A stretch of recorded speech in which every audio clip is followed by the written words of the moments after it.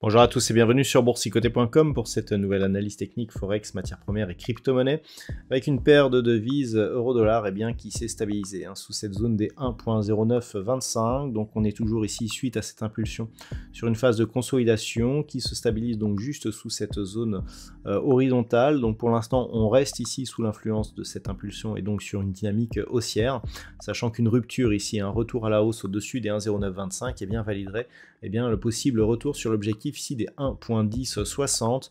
Globalement, tant que l'on est ici au-dessus de ces zones proches des 1.0840, on peut espérer ici, puisque l'on voit ici que la moyenne mobile 20 exponentielle agit plutôt comme zone de support, on peut espérer donc un retour au-delà de cette zone et donc une poursuite du mouvement haussier. Sur la paire de devises livre sterling contre dollar américain, le rebond ici sur la zone des 1.2610 semble se confirmer.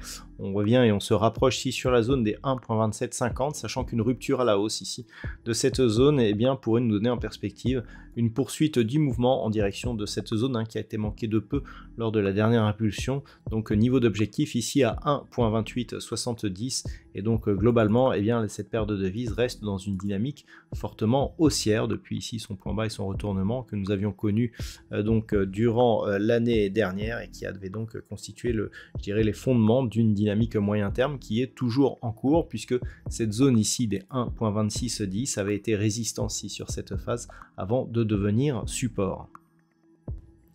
Sur l'or, nous sommes toujours sur une dynamique baissière. Après une tentative ici de rupture de la zone des 1910 $ l'once, on peut constater un rebond ici, mais qui n'est que technique. On est toujours bien sous la moyenne mobile 20 exponentielle, avec un mouvement ici qui est très faible au regard de la baisse enregistrée. Nous avions ici une zone de support intermédiaire ici, proche des 1930 $ l'once. On le voit ici sur cette phase avec des points de contact ici, puis une cassure et un niveau qui est donc devenu résistance. Ça a été encore le cas aujourd'hui, juste ici sous la moyenne mobile 20 exponentielle. Donc même si il semblerait que l'on ait un petit mouvement de hausse qui soit en train de se mettre en place, d'un point de vue global, on reste donc dans cette dynamique qui est orientée à la baisse, sachant qu'une prochaine rupture ici de la zone des 1910 $ l'once ouvrirait la possibilité à une poursuite en direction des 1880 $ l'once. Sur le WTI, on est ici dans une dynamique qui peine aussi à remonter malgré des déclarations de la Russie et de l'Arabie Saoudite. On voit une petite hausse aujourd'hui, mais qui reste tout à fait contenue par rapport au mouvement global.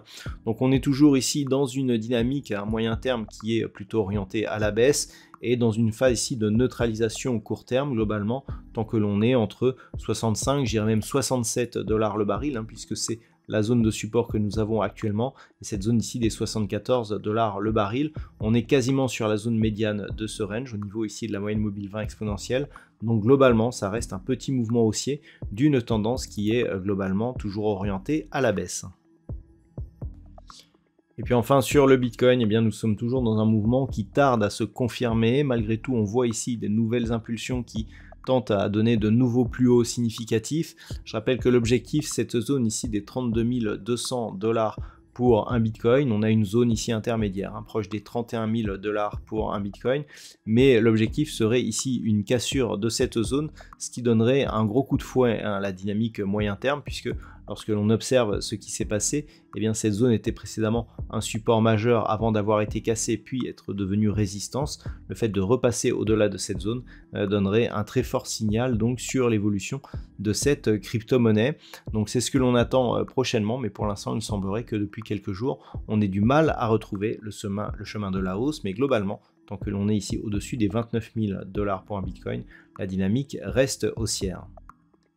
Voilà donc ce que l'on peut dire sur l'analyse technique de ces principaux actifs de marché. Je vous souhaite de passer une très bonne soirée. On se retrouve dès demain pour d'autres analyses techniques, toujours sur le site boursicoté.com.